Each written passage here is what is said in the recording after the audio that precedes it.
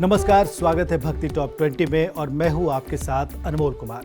आइए आगे बढ़ते हैं और आपको बताते हैं धर्म और आध्यात्म जगत से जुड़ी हुई आज की 20 बड़ी खबरें। संपूर्णानंद संस्कृत विश्वविद्यालय परिसर में स्थित पंचदेव मंदिर का विकास श्री काशी विश्वनाथ धाम की तर्ज पर होगा। अमेरिकी अप्रवासी भारतीय ने मंदिर के सौंदर्यीकरण का बीड़ा उठाया है। गोरखपुर में स्थित विष्णु मंदिर में स्थापित भगवान विष्णु की प्रतिमा बहुत ही विशेष है। यह 12वीं सदी की प्रतिमा है। बता दें कि भगवान विष्णु की काले पत्थर की 4 भुजाओं वाली सिर्फ 2 मूर्तियां ही देश में है, एक तिरुपति बालाजी में और दूसरी गोरखपुर के इस विष्णु मंदिर में। आस्था धाम मेहदीपुर बालाजी मंदिर के कपाट कोरोना के बढ़ते संक्रमण के कारण अनिश्चित काल के लिए बंद कर दिए गए हैं। ऐसे में पूजन सामग्री बेचने वाले दुकानदारों के साथ श्रद्धालुओं को भी परेशानियों का सामना करना पड़ रहा है और वे प्रशासन से मंदिर को जल्द खोलने की मांग कर रहे हैं। उत्तराखंड के टनकपुर में लगने वाला मां पूर्णागिरी मेला इस बार होली के बाद 19 मार्च से लगेगा। हालांकि कोरोना की स्थिति को देखते हुए 15 फरवरी को प्रशासन के द्वारा इस बात का निर्णय लिया जाएगा कि मेला कितने दिनों का होगा। 3 फरवरी से श्रीधाम वृंदावन में लीजिए आनंद श्रीमद् भागवत कथा का। 9 फरवरी तक चलने वाली कथा में श्री 1008 पूज्य महामंडलेश्वर इंद्रदेव जी सरस्वती महाराज लोगों को दिखाएंगे ज्ञान की राह। उदयपुर के बेणेश्वर धाम, जो जनजातियों की आस्था का केंद्र है, इस धाम में स्थित करीब 400 साल पुरानी कलाकृतियों को संरक्षित करने का काम किया जा रहा है। इस काम को WZCC यानी वेस्ट जोन कल्चरल सेंटर नामक संस्था कर रही है, जिसके तहत संत मावजी के चौपड़ों के डिजिटलाइजेशन का काम शुरू कर दिया गया है। 3 फरवरी से श्री हरि मंदिर के 16वें पाटोत्सव के उपलक्ष्य में पूज्य भाई श्री के सानिध्य में सांदीपनी विद्या निकेतन पोरबंदर गुजरात में नारद भक्ति सूत्र का आयोजन किया जा रहा है। 7 फरवरी तक होने वाले इस आयोजन का सीधा प्रसारण आप दोपहर 3:30 बजे से सत्संग चैनल पर देख सकते हैं। छोटी काशी के नाम से मशहूर मंडी शहर के प्राचीन भूतनाथ मंदिर में शिवलिंग पर मक्खन चढ़ाने की प्रक्रिया 29 जनवरी से शुरू हो चुकी है। इस दिन से शिवलिंग पर 1 महीने तक जलाभिषेक की जगह मक्खन रूपी घृत कंबल का लेप चढ़ाया जाएगा। शिवरात्रि से 1 दिन पहले शिवलिंग पर मक्खन के लेप चढ़ने से मंदिर में शिव विभिन्न स्वरूप में नजर आएंगे। वाराणसी की गुलाबी मीनाकारी के कारीगरों को GI टैग ने दिलाई नई पहचान। गौरतलब है कि गुलाबी मीनाकारी सोने और चांदी दोनों की सुंदरता को बढ़ाने के लिए की जाती है। गुलाबी मीनाकारी के गणेश जी की मांग में काफी बढ़ोतरी हुई है। कोरोना महामारी के खात्मे के लिए काशी में लक्ष्य चंडी महायज्ञ किया जा रहा है। इस महानुष्ठान में 51 दिनों तक वैदिक मंत्रों के बीच यज्ञ के कुंड में आहुतियां दी जाएंगी। इसके अलावा पूरे 51 दिनों तक दुर्गा सप्तशती का पाठ भी किया जाएगा।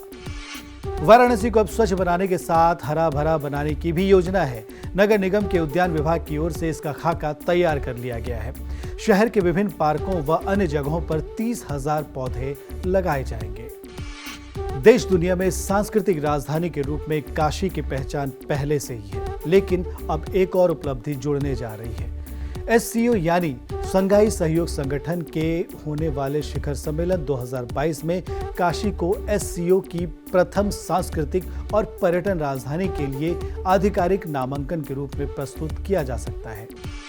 अगर आप बसंत पंचमी के दिन झारखंड के देवघर में स्थित बाबा बैद्यनाथ मंदिर में भोलेनाथ के दर्शन करना चाहते हैं तो आपको मास्क और कोरोना के डबल डोज का सर्टिफिकेट अपने साथ रखना होगा, क्योंकि जिला प्रशासन ने बसंत पंचमी पर श्रद्धालुओं को बाबा मंदिर में दर्शन के लिए यह नियम जरूरी कर दिया है। झारखंड के घाटशिला में निर्मित तांबे का उपयोग अयोध्या में बन रहे भव्य राम मंदिर के निर्माण में होगा। मंदिर निर्माण में लगी कंपनी L&T ने 27 टन तांबे का demand order Indian copper complex यानी ICC कंपनी को दे दिया है। इस महीने से ICC कंपनी में निर्मित तांबे को कटिंग कर अयोध्या भेजने का काम शुरू कर दिया जाएगा। मध्य प्रदेश के मुरैना जिले के बानमोर क्षेत्र में स्थित 200 मंदिरों की श्रृंखला वाले बटेश्वरा मंदिर की मरम्मत का अधूरा काम 15 साल बाद एक बार फिर से शुरू हो चुका है। गौर करने वाली बात यह है कि पहले चले जीर्णोद्धार में 60 मंदिरों को उनका पुराना स्वरूप लौटा दिया गया है।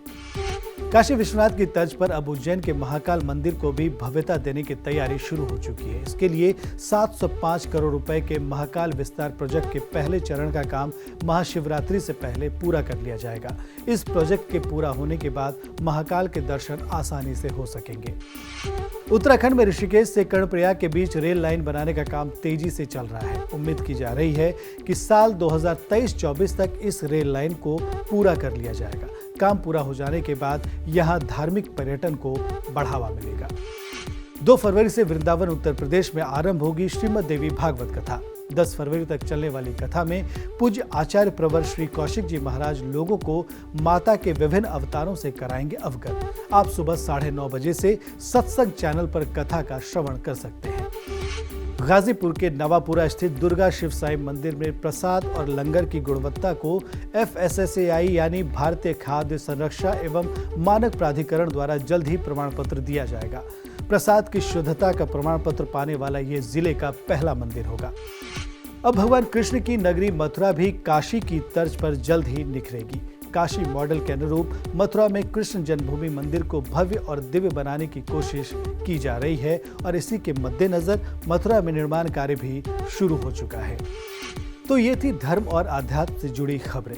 लेटेस्ट अपडेट को जानने के लिए आप हमें फेसबुक पर लाइक कर सकते हैं, ट्विटर पर फॉलो कर सकते हैं और यूट्यूब पर सब्सक्राइब कर सकते हैं। इसके साथ साथ अगर आपके आसपास कोई धार्मिक गतिविधि या कोई कार्यक्रम हो रहा है तो आप इसकी जानकारी हमें info@sanskargroup.in पर दे सकते हैं। उन खबरों को हम दिखाएंगे भक्ति टॉप 20 में। फिलहाल इतना ही। नमस्कार।